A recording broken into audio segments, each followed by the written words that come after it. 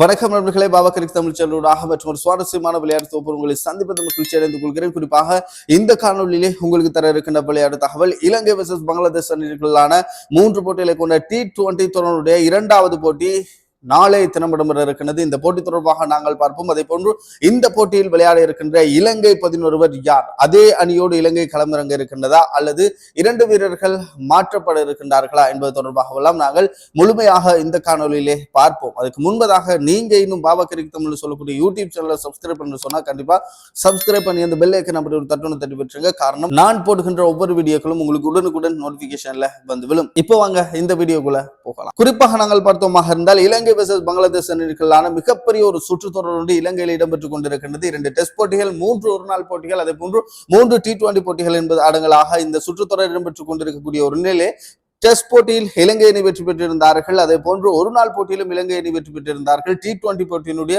முதலாவது போட்டி நிறைவுக்கு வந்திருக்கின்றது. இரண்டாவது போட்டி நாளைய தினம் இடம்பெற இருக்கின்றது. இந்த போட்டி தம்புள்ள ரங்கரி சர்வதேச மைதானத்தில் இடம்பெற இருக்கின்றது. சுழற்சி அடிப்படையில் தான் இந்த போட்டி இடம்பெற்றுக் கொண்டிருக்கின்றது. கொழும்பு காலி, கொழும்பு, மறுபடியும் கொழும்பு, மறுபடி கண்டி, இப்பொழுது தம்புள்ள ரங்கரி சர்வதேச மைதானம், மீண்டும் 3வது போட்டி மறுபடியும் கொழும்பார் பிரதேச மைதானத்திற்கு போக இருக்கின்றது. இந்த போட்டி தொடர்பாக நாங்கள் பார்த்தோமாக இருந்தால் நாளைய தினம் தம்புள்ள ரங்கரி மைதானம் ஃபுல் என்பதாக இலங்கை கிரிக்கெட் சபை நேற்று உத்தியோகபூர்வமாக அறிவித்து விட்டார்கள். அதாவது டிக்கெட்டுகள் அத்தனையும் வித்து தீர்க்கப்பட்டுள்ளதாக அறிவித்திருக்கின்றார்கள். ஆனால் இந்த தம்புள்ள ரங்கரி சர்வதேச மைதானத்தில் மரத்திற்கு மேலால் ஏறி நின்று போட்டியை பார்க்கக்கூடிய ரசிகர்களை நீங்கள் காணக்கூடியதாக இருக்கும். காரணம், இவ்வாறான நிகழ்வுகள் உலக இன்டர்நேஷனல் மைதானங்களில் எதுவுமே கிடையாது. ஆனால் இலங்கையில் இந்த காட்சியினை நீங்கள் பார்க்கக்கூடியதாக இருக்கும். உண்மையிலே இந்த காட்சி அருமையானதாக இருக்கும். இந்த மைதானம் அதற்கேற்றால் போல்தான் இந்த மைதானத்தை அருகாமையில் சுற்றி மரங்கள் வளர்க்கப்பட்டிருக்கின்றன என்பதும் மிக முக்கியமான விடயமாக இருக்கிறது. இந்த போட்டியை பொறுத்தவரையிலே இலங்கை அணி ஒரு சில மாற்றங்களோடு களமிறங்கும் என்பதாக எதிர்பார்க்கப்பட்டிருக்கிறது. குறிப்பாக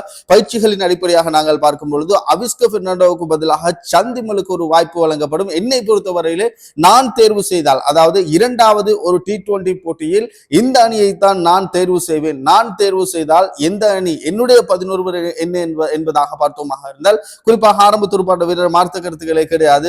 10 நிசங்க குசல் மெண்டிஸ் மிக்க ஃபோமில் இருக்கின்றார்கள். குறிப்பாக 10 நிசங்க அருமையான டைமிங், அற்புதமான முறையிலே T20 பிளேயர் என்பதாக தற்காலத்தில் அவரே வளர்த்து கொண்டிருக்கின்றார். குறிப்பாக ஒரு காலத்தில் அவர் டெஸ்ட் பிளேயராக மாத்திரமே இருந்தார். ஒரு நாள் போட்டி அதுக்கு பிறகு ஒரு ஸ்ட்ரைக் ரேட்டை அப்படியே அதிகரித்து தற்போது T20 பிளேயர் என்பதாக நிரூபித்துக் கொண்டிருக்கின்றார். அதே போல குசல் மெண்டிஸ் இலங்கை ரசிகர்கள் பலரால், அதாவது இலங்கை அணி தோல்வியடையுமாக இருந்தால் அவரை பற்றி தான், அவர் மீது தான் அனைத்து பழிகளையும் போடுவார்கள். அப்படியாப்பட்ட குசல் மெண்டிஸ் அருமையாக துடுப்படுத்தாடி கொண்டிருக்கின்றார், வேகமாக அடித்தாடி கொண்டிருக்கின்றார். உண்மையிலே பார்ப்பதற்கு அருமையாக இருக்கின்றது. அவர் ஆரம்ப துடுப்பாட்ட வீரராக இருவரும். அதே போன்று 3ஆம் இலக்கத்திலே குசல் ஜெனித் பெரேரா, இவரை பற்றி சொல்ல வேண்டுமாக இருந்தால் குசல் ஜெனித் பெரேரா அதிரடியாக விளையாடக்கூடியவர், அட்டாசமாக விளையாடக்கூடியவர், இடதுகை துடுப்பாட்ட வீரர். குறிப்பாக அதிகமாக வெற்றி வாய்ப்புகளுக்கு முன்னிக்கக்கூடிய மிகச்சிறந்த ஒரு துடுப்பாட்ட வீரர் என்பது மிகையாக. தற்பொழுது அவர் அதாவது அவர்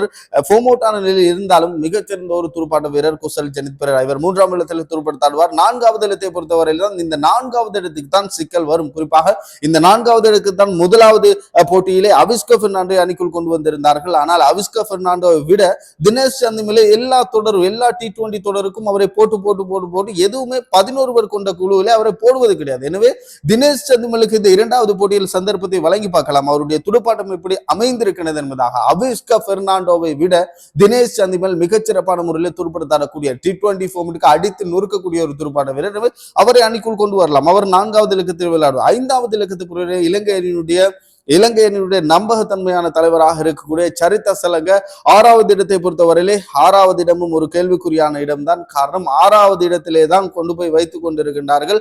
சாமிக்க கருணாரத்னை அணிக்குள் கொண்டு வந்திருக்கின்றார்கள். சாமிக்க கருணாரத்னவுக்கு பதிலாக என்னை பொறுத்தவரையிலே கமிந்து மெண்டிஸுக்கு வாய்ப்பு வழங்கி பார்க்கலாம். 2வது இன்னிங்ஸில் கமிந்து மெண்டிஸ். காரணம், சாமிக்க கருணாரத்ன பந்து வீசக்கூடிய வாய்ப்பு கிடையாது. அங்க 3 வேகப்பந்து வீச்சு, மிக முக்கியமான 2 வேகப்பந்து வீச்சாளர்கள் அவரோடு சேர்த்து தசுன் சானக் அணிக்குள்ளே இருக்கின்றார். அவரும் 4 ஓவர் முழுமையாக நேரடியாக போடுகின்றார். அப்படியாக இருந்தால் சுழல் பந்து வீச்சாளர் சகலத்துறை வீரருக்கு சந்தர்ப்பத்தை வழங்கி பார்க்கலாம். குறிப்பாக ஒரு போட்டியில் சறுக்கிவிட்டார் என்பதாக கமிந்து மெண்டிஸை அணியிலிருந்து தூக்கிவிட்டு அவருக்கு பதிலாக சாமிக்க கருணாரத்னை கொண்டு வருவது அது எந்த விதத்திலும் மிக ஆகாது. எனவே சாமிக்க கருணாரத்னுக்கு பதிலாக இந்த குழாத்திலே இன்று நாளைய தினம் என்னுடைய கருத்துப்படி 6வது இலக்கத்திலே அல்லது 4வது இலக்கத்திலே சரி கமிந்து மெண்டிஸ் விளையாடக்கூடியதாக இருக்கும். 7வது இலக்கத்திலே தசுன் சாணக்க, அதே போல 8வது இடத்திலே ஜெஃப்ரி வெண்டஸே வந்திருக்கிறார். ஆனால் ஜெஃப்ரி வெண்டஸே 8வது இடத்தில் விளையாட முடியாது. ஜெஃப்ரி வெண்டஸேக்கு மகேஷ் திக்சன், ஜெஃப்ரி வெண்டஸே, அதே போன்று இரண்டு வேகப்பந்து வீச்சாளர்களாக இருக்கக்கூடிய நுவான் துசார, பெனுரா பெர்னாண்டோ, இவர்கள் தான் என்னை பொறுத்தவரையில் என்னுடைய 11 கணிக்கப்படுகிறது. காரணம், வேகப்பந்து வீச்சாளர்களை நாங்கள் பார்த்தோமாக இருந்தால் பெனுரா பெர்னாண்டோ அருமையாக பந்து வீசியிருந்தார். நுவான் துசாரையும் அருமையாக, அதாவது ஓட்டங்களை மட்டுப்படுத்தி பந்தினை வீசியிருந்தார். என்னை பொறுத்தவரையிலே இதுதான் 11